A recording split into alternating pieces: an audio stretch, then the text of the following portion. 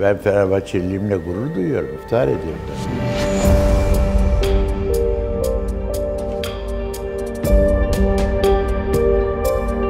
Can Bey çok sevdiği Fenerbahçesiyle yaşardı. Maçların sonucuna göre ya çok mutlu olur ya da öfkesinden sessiz kalırdı.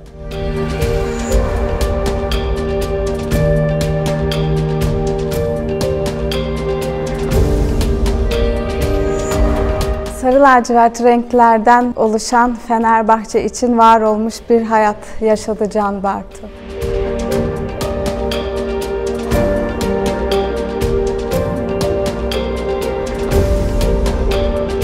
Can Bartu çok özel bir kişilik. Sporcu kimliğinin yanında aynı zamanda çok büyük bir Fenerbahçeli. Özel kimliğiyle, kişiliğiyle kulübümüz, hatta Türk sporu için çok önemli bir idol.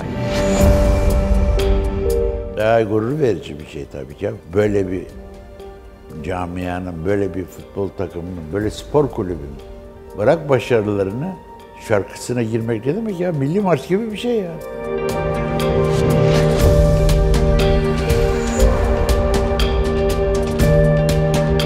Can Bey için Fenerbahçe bir yaşamdı.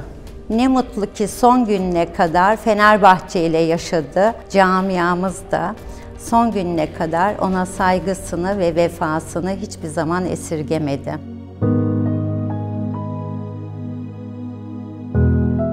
Lefter ve Alex'ten sonra Can Bartu gibi bir efsanenin heykelini yapmak da bana kısmet oldu. Sinyor Can Bartu'nun heykeliyle ilgili yola çıktığımızda kaynaklar onun şık bir beyefendi, eşsiz bir yetenek olarak tarif ediyordu. Gençlerimiz onunla büyüyecekler. Gençlerimiz onun gösterdiği yoldan, sporcu kimliğini hiç unutmadan ama onun yanında da centilmenliğini de görerek yetişeceklerdir.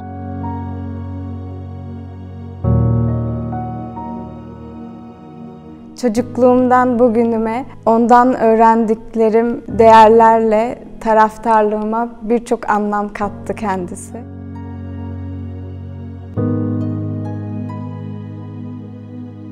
Fenerbahçe değerlerine daima sahip çıkan, değerlerini ölümsüzleştiren bir aile. Bizi bugünlerde bir tek fenerin sonsuz ışığı aydınlatıyor.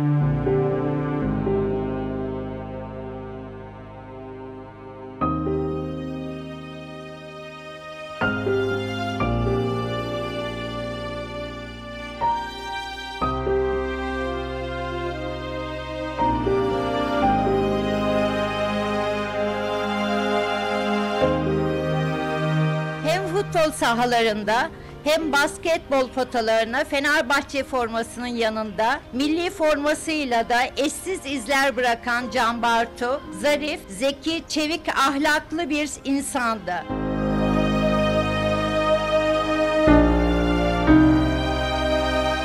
Eşim, can yoldaşım, hayat arkadaşım, bana ve sevenlerine yaşattığın her güzel an için büyük teşekkür ve şükranlarımı sana gönderiyorum.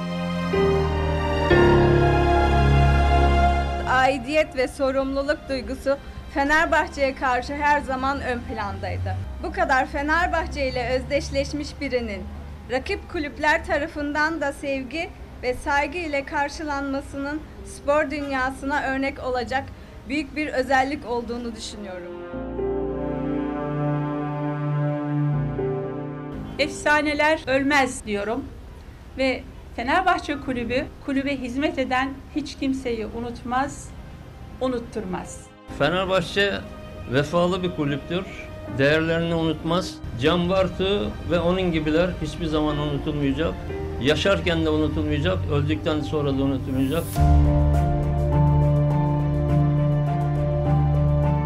Öyle insanlar vardır ki bilmek istersiniz, tanımak istersiniz. Herkesin örnek aldığı, tanımak isteyeceği, kendi mensubu olmasını isteyeceği biri. Sayın Can Bartu böyle bir insan.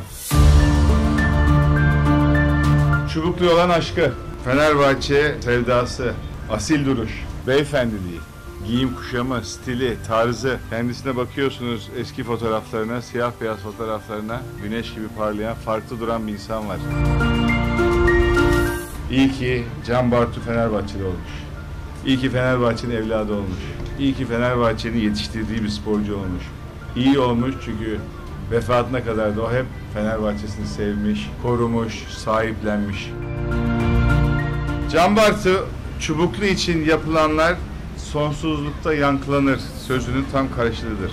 Bu formayı taşımış ve taşıyacak binlerce sporcu, milyonlarca taraftarımız sizi her zaman sevgi ve saygıyla hatırlayacak, anacaklardır.